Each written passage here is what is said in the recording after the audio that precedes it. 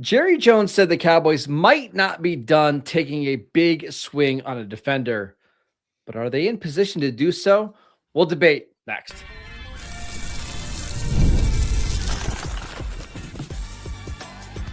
You are Locked On Cowboys, your daily Dallas Cowboys podcast.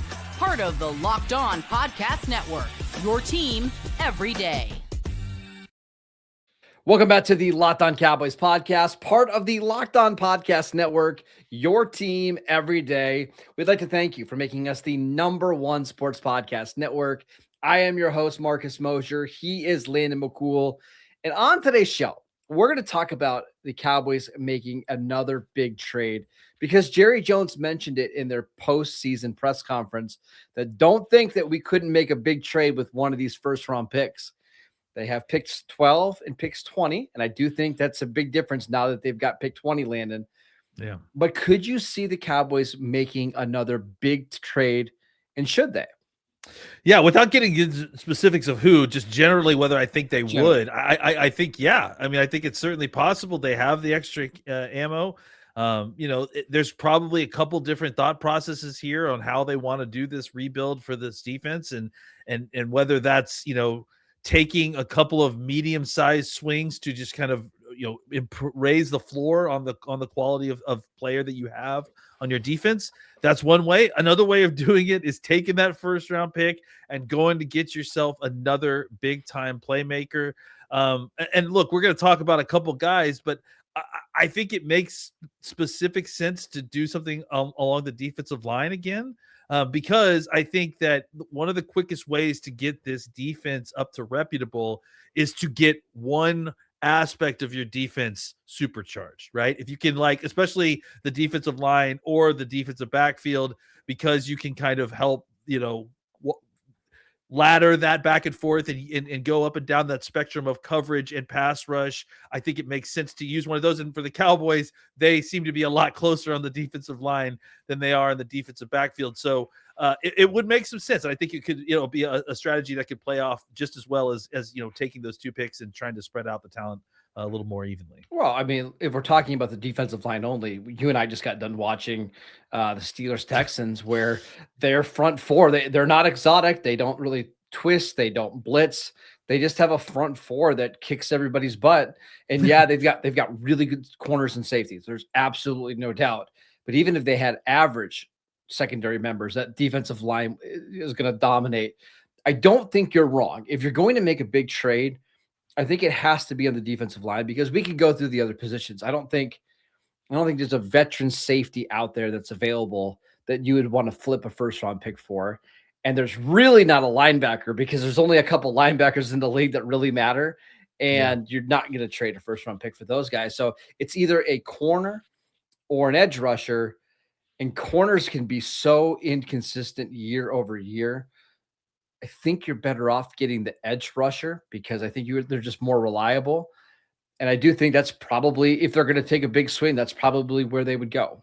Yeah, if you remember that corner is a weak link system, right? So getting a top end guy certainly is great, and it changes what you can do, but it's actually more important just to make sure that your floor is high than necessarily having one guy that raises your ceiling a lot. I mean, again, it certainly is nice to have Stingley and Lassiter on the outside if you've got it.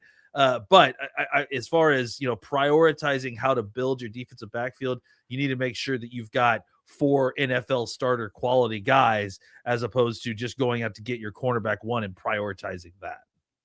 Here's my next question. Should they, though? Because this is where I'm struggling a little bit. We'll get into some names here in a little bit, but they did already take a big swing on Quinnen Williams, and I think that's going to pay off.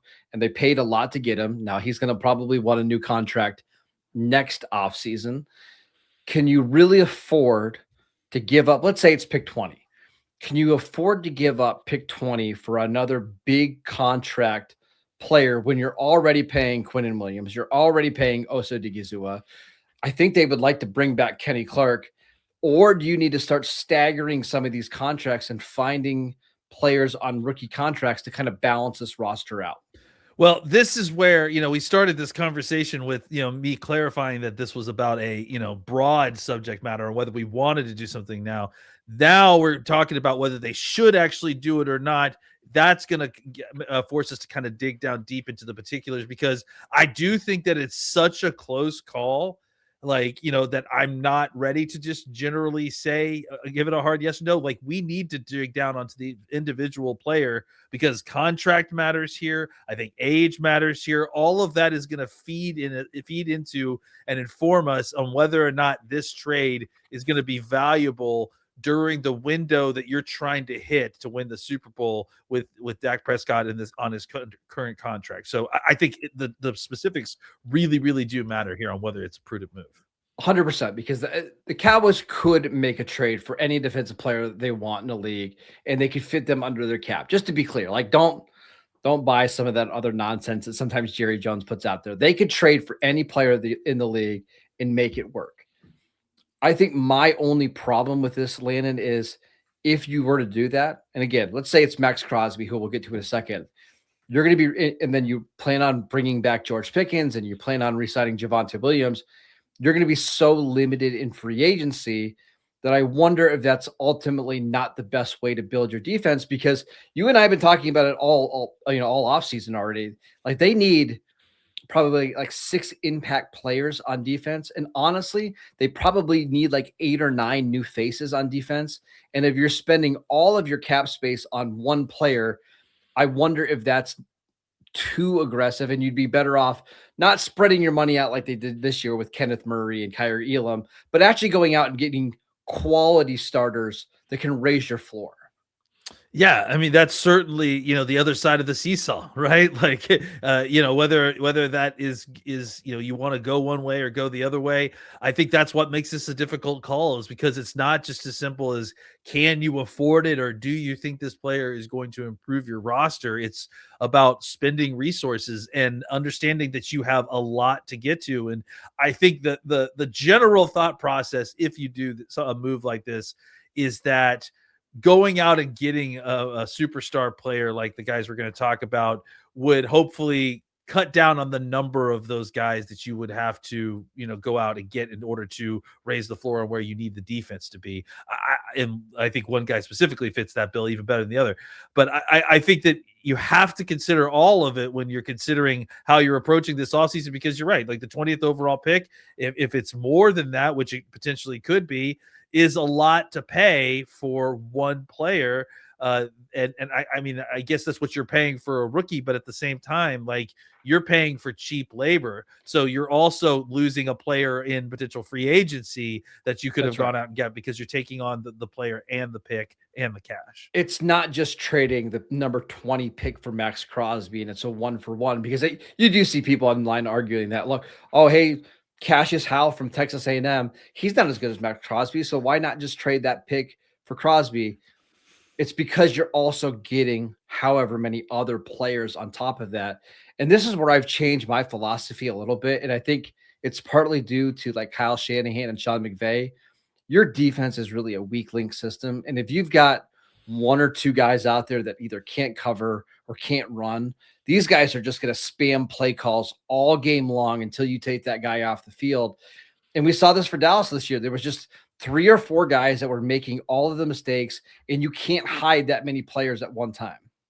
Yeah, I certainly think that's the case in the defensive backfield, like we talked about. It's maybe even at the second level in some ways too. I think with the defensive line, like, It's you different. need to have guys who can eat. Yeah, exactly. Because Correct. you got to be able to change the angle. So yeah, I don't disagree with that thought process at all. And again, like, that's why the only position that we're probably considering this, on, is the defensive line, because of all those factors that we just mentioned, including the asset allocation aspect of this. All right, let's talk about some names the Cowboys could go after this offseason. And the biggest, of course, is Maxx Crosby. How realistic is that? We'll get to it next. This episode is brought to you by Indeed. If you've ever hired someone who looks good on paper but wasn't the right fit, you know how that important it is. Listen, Cowboy fans know exactly what that feels like when it comes to your defensive coordinator. You want candidates who truly match what you're looking for. Trust Indeed sponsored jobs. Are you hiring? Indeed is all you need. Stop struggling to get your post seen on other sites. Indeed's sponsored jobs put your post at the top of the page and help you reach the right candidates faster.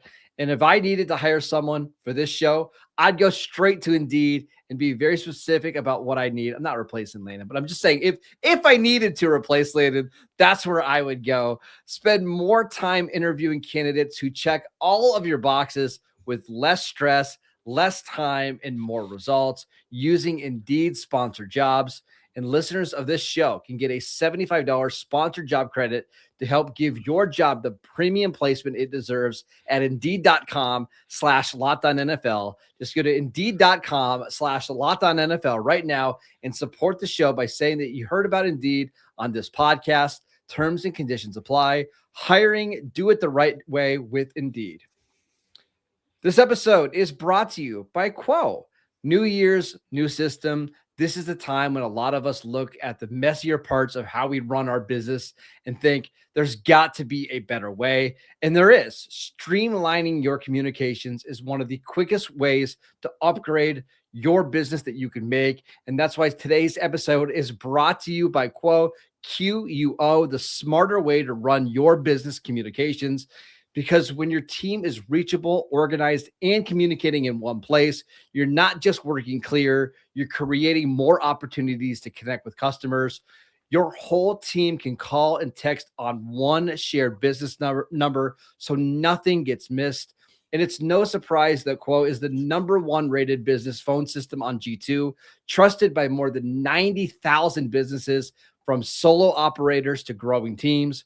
Make this the year where no opportunity and no customer slips away. Try Quo for free, plus get 20% off for your first 6 months when you go to QUO.com/LockedOnNFL. That is QUO.com/LockedOnNFL. Quo, no missed calls, no missed customers.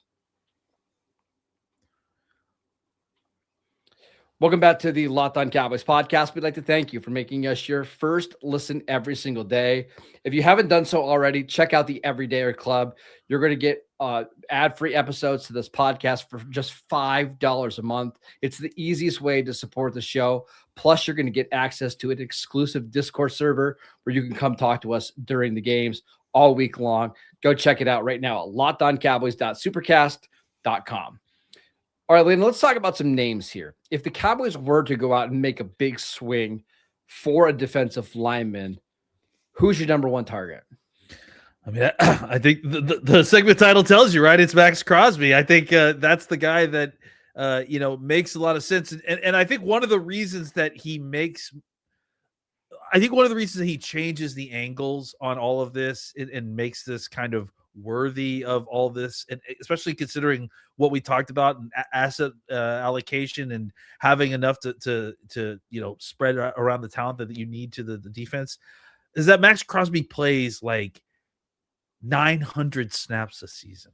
Like, he doesn't come off the field. And so I think having a guy like that who plays at an elite high level at such an incredible position, it really gives you a lot of extra value. And again, we talked about the force multiplier aspect of it being a defensive end specifically.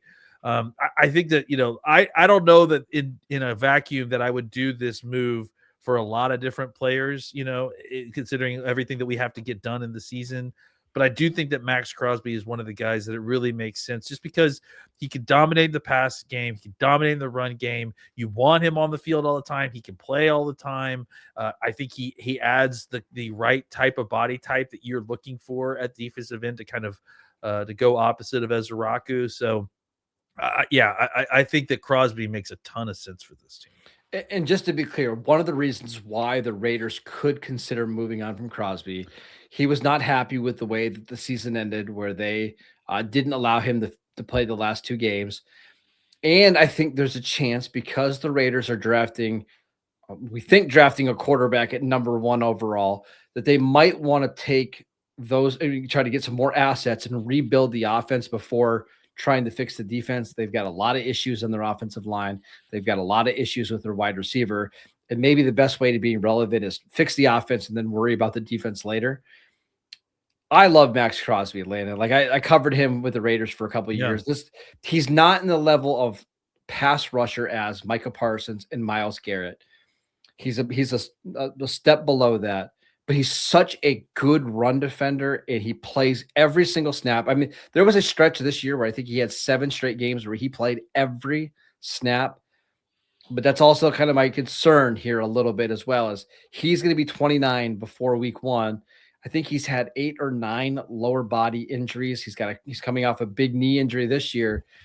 He's kind of an old 29 with how banged up his body is. I would be worried a little bit on how his game is going to age. That's fair. And again, but I think that the thing is that if you're trying to do this, you're doing this for a very specific window, right? And you're trying to agree. you're trying to win for a very short amount of time. I do think he can make it through that window. He is 29. I would say normally a guy like his body type, his skill set could play till 34, 35. I would imagine he's more likely to pay it to like 32 because of all the extra snaps he's played. You're looking at the next 3 years, and this is where we've wanted the Cowboys to be more aggressive when it comes to windows, right? You're looking at the next 3 years for Maxx Crosby, and you don't care what the age 33, 34 seasons look like. I'm betting on the fact that he can still maintain his current level of production for another 2 or 3 years solidly, right? So, and that's what I'm looking for, right? That's all I'm looking to commit to at this point. So, I think Crosby again is one of the rare guys that is probably on this list that if the option was there and the price was right and you could figure it out, I probably would do it. So let's talk about the price. Let's say that we've come to the conclusion that the Cowboys should trade for Maxx Crosby. The contract is actually very manageable, and that's something we should have mentioned before. Like, this is a very movable contract. It's also very team friendly. He just signed it, I believe it was this offseason, and I think he's getting like $10 million a year less than Micah Parsons is, which is unbelievable. What would be the most you would be willing to give up in a trade for Maxx Crosby? Well, I mean, I think it starts with the 20th, right? And then you just see, what the negotiation there is, because I think that for Maxx Crosby seems like a pretty fair pay. I don't know. Like, I Would you think do 12? I don't know that I would do 12. I mean, that's how tight this margin is in my head, right? Like, I think, if we're talking, I think this 20 is a great fit. If you want a sweetener, like maybe a pick next year or something like that. I got a trade idea for you. Right. What if the Raiders say no to 20, but they want 20 in Ryan Flournoy?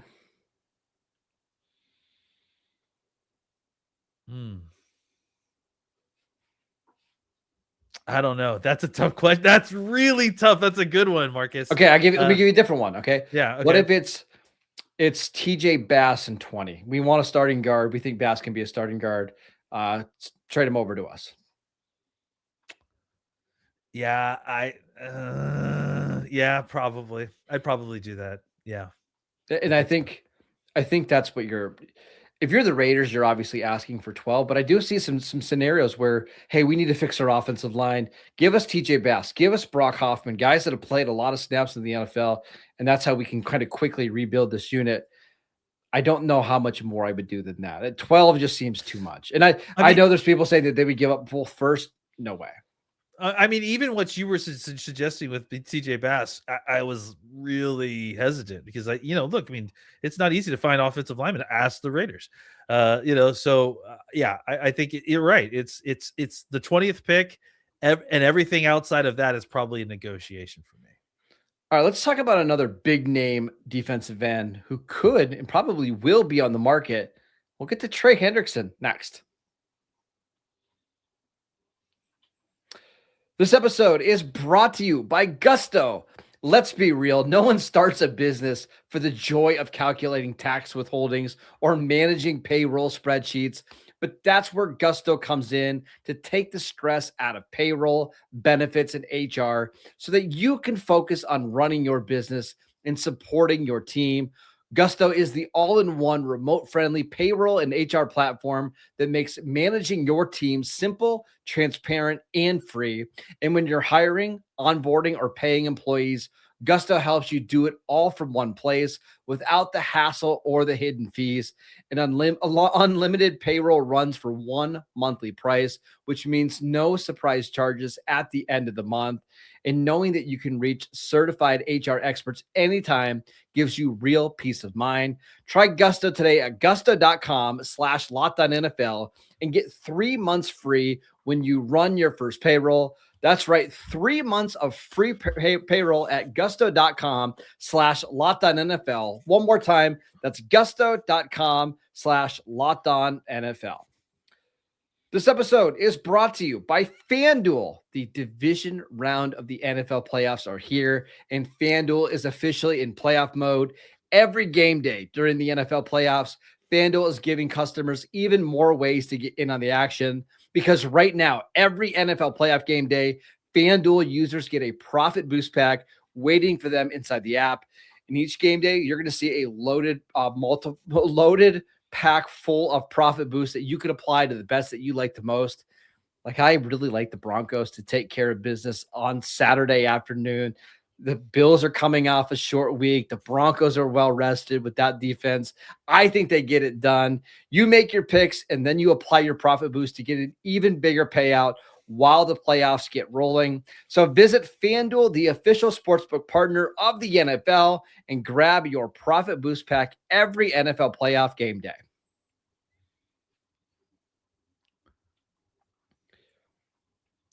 Welcome back to the Locked On Cowboys podcast. We'd like to thank you for making us your first listen every single day.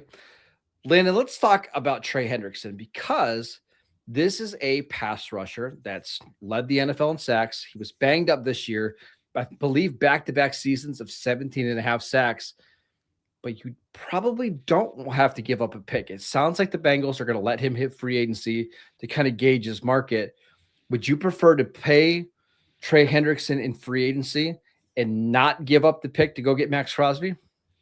See, this is tough, right? Because, it's a completely different kind of situation.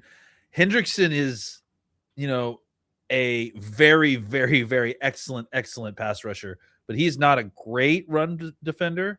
And again, the pass rushing is more the what you're looking for anyways, but that's not necessarily what he's known for. And we've kind of seen, those are the guys you have to kind of work around a little bit, and they have a way of kind of being exposed at certain points. So all of this is to say that you're also going to have to pay him a lot of money, right? Like, I don't know what his market is, but it's going to be, I imagine 35, probably. And I do wonder with the injuries that he had this year, maybe it knocks it down a little bit. He's also a little bit older than some of these guys. Is he 30? I think he's 31. I think he's 30 and he's about to, or is he 31? Okay. 31. He'll turn 32 in December.